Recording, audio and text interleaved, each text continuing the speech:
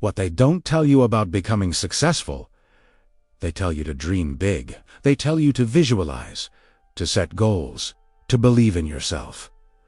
But what they don't tell you is that success will demand the death of the person you think you are. They don't tell you that to become someone new, you will first have to bury someone old. The journey begins innocently. You want a better life, more freedom, more purpose, more meaning. You start reading the books, watching the videos, repeating the affirmations. And for a while, it feels like you're making progress. But then, silence. The world stops rewarding your effort. Your motivation starts to fade, and the question starts whispering in the back of your mind, what if I'm not meant for this? That's the first test, the invisible threshold between who you were and who you might become. Because success doesn't start when things go well. It starts when everything you believed about yourself begins to fall apart. Jung once said that there is no coming to consciousness without pain. And that's the truth hidden beneath every success story. Growth is not about addition. It's about destruction. The destruction of your illusions, your comfort, your false identities. You don't grow by gaining more. You grow by losing everything that isn't truly you. Napoleon Hill wrote, "In Think and Grow Rich, that every adversity carries with it the seed of an equal or greater benefit. But that seed is buried in chaos, in nights of doubt, in quiet breakdowns, in years where nothing seems to move." That's what they don't tell you. That success is not a straight climb. It's a spiral descent into yourself. You have to face your shadows before you can step into your light. The truth is, you are not chasing success. You are running from failure, from the version of yourself that gave up too soon, that accepted comfort over greatness. And the longer you run, the louder that old self will scream.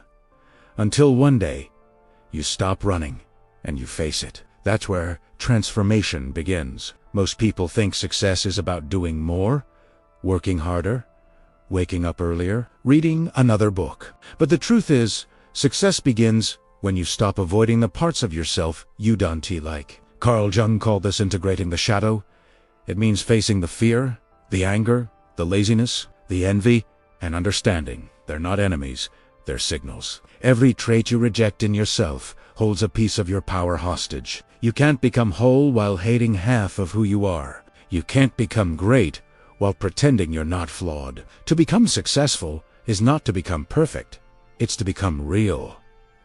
There's a reason why most people never make it. It's not because they lack intelligence, talent, or opportunity. It's because they refuse to face the mirror. They want the glory without the grief, the success without the solitude, the wealth without the wounds. But you can't transcend what you refuse to confront. The path of success is not a staircase, it's a labyrinth. Every turn leads you deeper into yourself. You'll lose people, you'll lose certainty.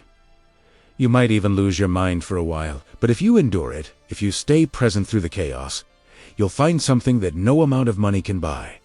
Clarity, the clarity that every struggle was a lesson, that every loss was a gift, that every breakdown was the universe forcing you to evolve. Napoleon Hill said, "The starting point of all achievement is desire," but he also warned that desire without persistence is meaningless, because desire is easy, discipline is sacred.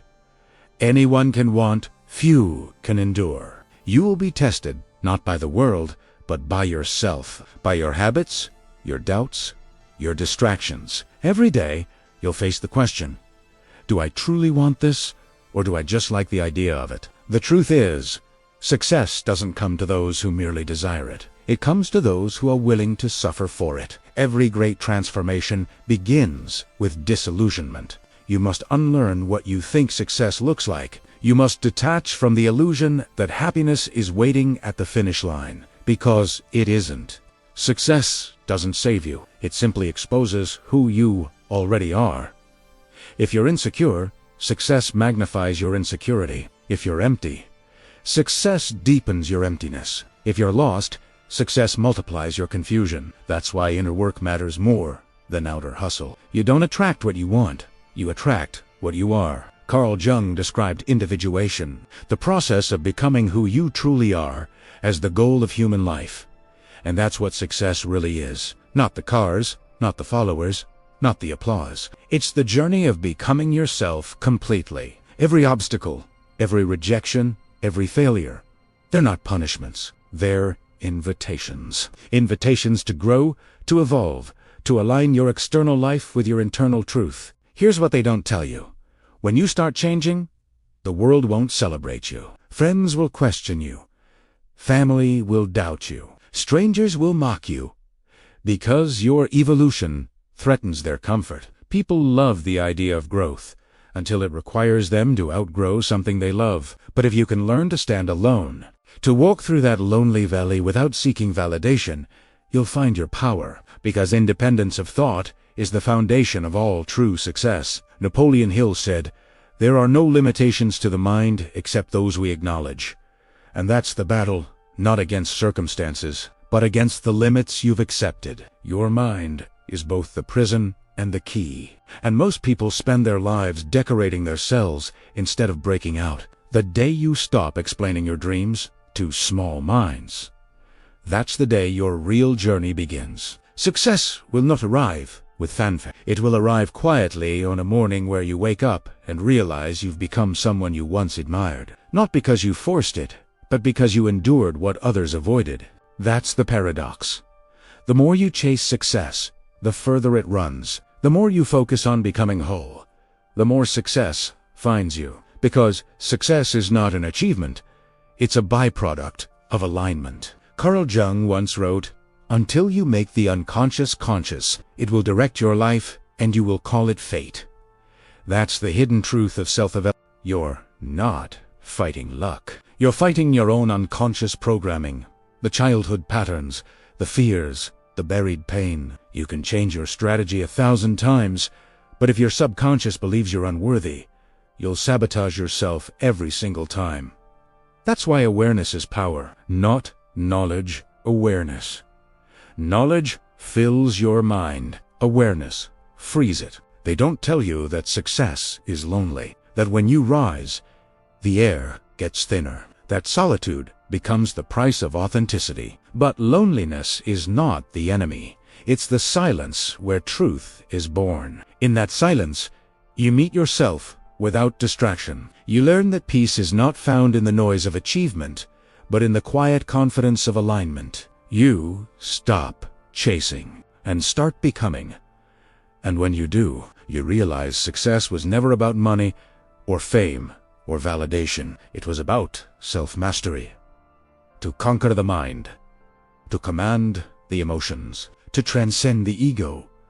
That's real power. Napoleon Hill taught that thoughts are things. And if thoughts are things, then your life is the echo of your inner world. You become what you consistently think about. Not once, not occasionally, but repeatedly, obsessively, deliberately.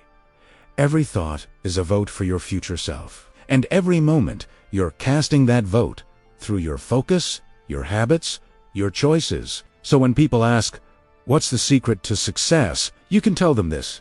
It's not about becoming someone else. It's about remembering who you are. Beneath the noise, beneath the fear, beneath the conditioning, it's about reclaiming the forgotten parts of yourself.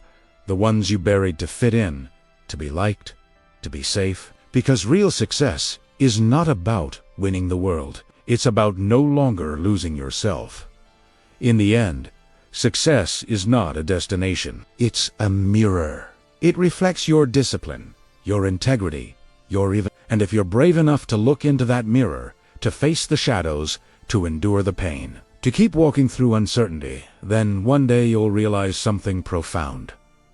You were never chasing success. You were chasing yourself, and you finally caught up. Success is not something you achieve. It's something you become